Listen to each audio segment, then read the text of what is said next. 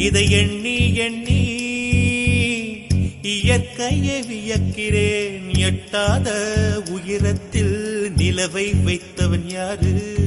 பெண்ணே